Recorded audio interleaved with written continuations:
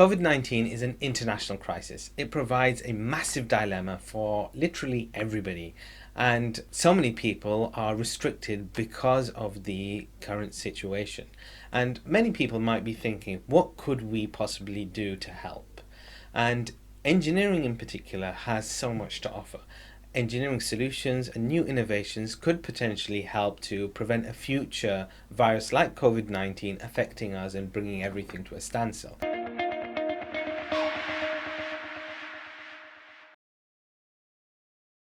There are ways that we can innovate, and there are innovations that we can develop which can also make a difference. So I thought I would do this quick video just to share with you a list that I put together of different things or different innovations that could potentially help the situation. What I did was I divided it into 4 categories.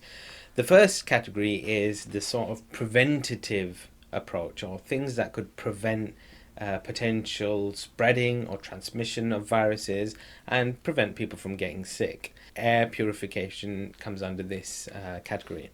The second one is data collection and diagnosis. Again, this is quite a significant category. Through collecting data and through quick and easy diagnosis, you're able to be much more informed in your decisions. The third one is treatment.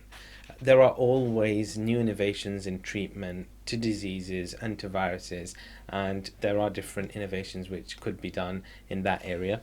And the last category is other big things, other big innovations, which I'll talk about in this video.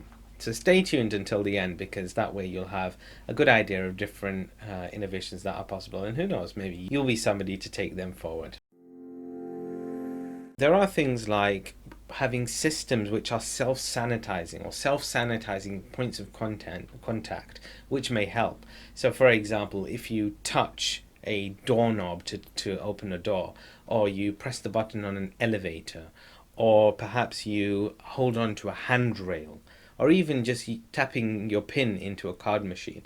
In all of these situations, you are physically touching something, a surface which could potentially be housing some kind of virus or something which will infect you. By having a system which self-sanitizes these touch points, you could prevent transmitting a virus which you might hold yourself or you might be suffering from to somebody else, or it might be that it's self-sanitized so you aren't affected by somebody else's viruses or any other germs which might have been left on that surface. Another innovation which is perhaps connected with this is just having touch-free mechanisms.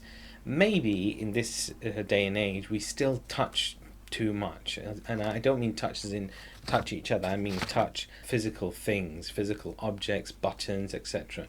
There's perhaps too much touch, and we've already moved on to things like contactless payment, but perhaps this could be improved further. More innovations definitely welcome. Another one is robotic sanitization. There are some really fantastic robots which are used in medical rooms and hospitals, which use things like ultraviolet light to disinfect or cleanse a place and purify it from all kinds of bacteria, which is fantastic.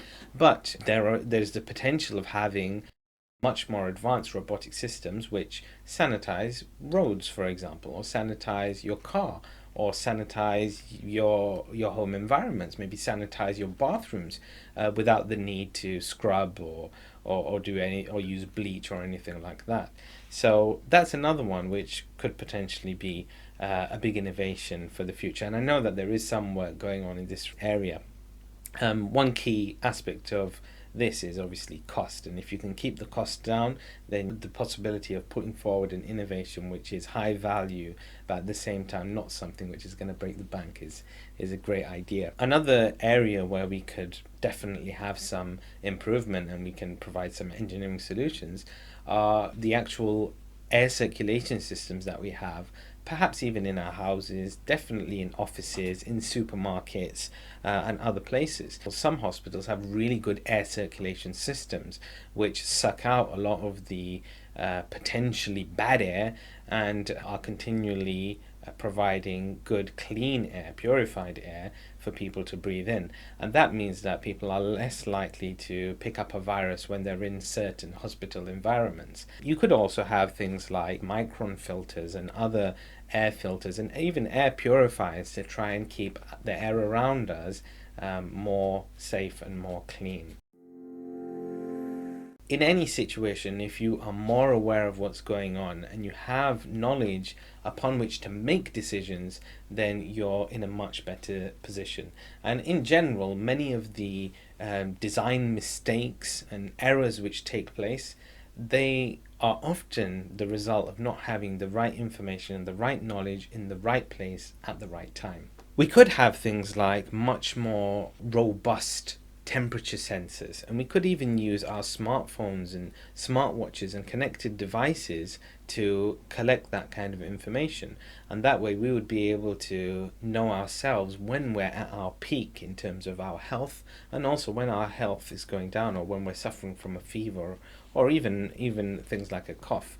Our phones could technically be used for identifying whether somebody has a cough or not by using the microphone or using some kind of software within our phones. That would help as an individual to know when you are suffering from certain conditions or certain symptoms, and perhaps on a wider scale.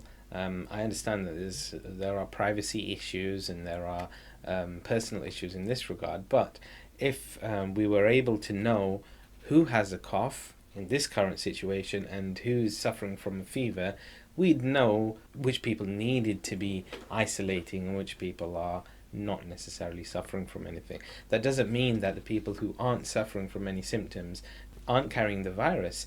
They could be, but at least we could be more aware of the people who are suffering from the symptoms, which could potentially help the spread of the disease at least, or the spread of the virus. Another one is mass scanning. We could technically have scanners in different places rather than shutting everything down. We could have scanners, virus scanners in workplaces, in supermarkets, in hospitals, in other places where people gather. These would help to identify where the viruses are so that they can be contained. Another one is having some kind of a virus or contact tracing system using IoT.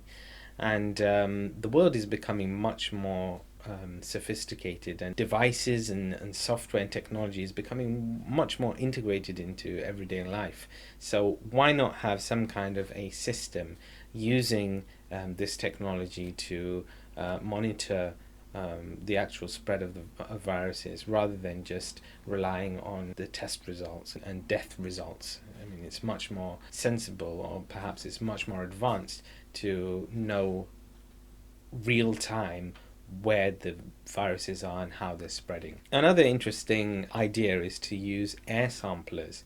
So if you can actually sample the air in different places, even in different cities and different locations within countries, then you'll be able to identify where the hotspots are for a particular virus. And it might be, for example, that there are places where the virus has spread and is definitely a hotspot, but we don't know because there haven't been any deaths, or perhaps there aren't testing facilities, and therefore it's a place where this virus is literally growing, and we're not doing anything about it. There is also the option of having some kind of a detection and warning system. You could have a system where if somebody walks into a hospital or a supermarket or another public place, that an alarm goes off to say that this person is carrying a virus, and we need to be aware of it. Perhaps it's good for the individual, perhaps it's also good for the people around. Lastly, in this category, one idea is to have some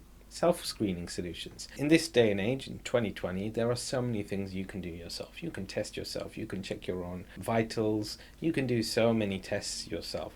So why not open that up a bit more and have more screening solutions? You could have a virus scanner, perhaps a test kit for viruses which you can use yourself. It could be a low-cost one, it could be available anywhere. Today, for example, if we could have a test system which costs literally nothing, we'd be able to identify the virus much faster. I'm not a medical engineer and it's not my background, but there are certain things which could perhaps be really, really helpful. Low cost 3D printed ventilators, which can be rapidly produced. When there is a national or international emergency like this, we could respond so much faster if we had these low cost ventilators and we were able to produce them fast. It would make such a big difference, and it would probably relieve the burden on the NHS and other medical institutions much faster. Another innovation which could potentially help is to have some kind of isolation pods, which are mobile isolation pods, which could potentially be dropped off in various places. And the biggest one for treatment is obviously vaccination and immunization. And as you're probably aware, there are researchers and medical professionals who are working frantically to produce some kind of a vaccination for COVID-19. Another interesting area of innovation with regards to treatment is things like stem cells and regenerative medicine, and also using optofluidic technology, so things like Berkeley lights, which can be used to identify antibodies which could help the fight against viruses. The fourth category involves other big areas of innovation and other big changes which could potentially take place. So, for example, we could have much more intelligent designs of our homes and our cars and our offices and our public spaces. Intelligent designs which prevent us perhaps from picking up viruses from people who are sitting nearby or who are within the same vicinity as us. Similarly, cities can also be designed so that they're much more hygienic. We already know that they could be so much more green, they could be so much less polluted, and they could be so much less congested. And there are places around the world which have been designed with this in mind, to be really smart, intelligently designed cities and places for people to live and work. And lastly, we can't actually buy common items like toilet roll or liquid hand wash or nappies for our kids. We could actually have some kind of drone systems for shopping, which would make things so much easier. So those are some of the design solutions or engineering solutions and innovations which could potentially help in fighting viruses in the future and even today. If you've got any great ideas for how we should respond to COVID-19, what kind of engineering solutions could we provide, or what kind of innovations could really make a difference, then make sure you leave them in the comment section below. If you like this video, subscribe to this channel, and I'll see you in the next video.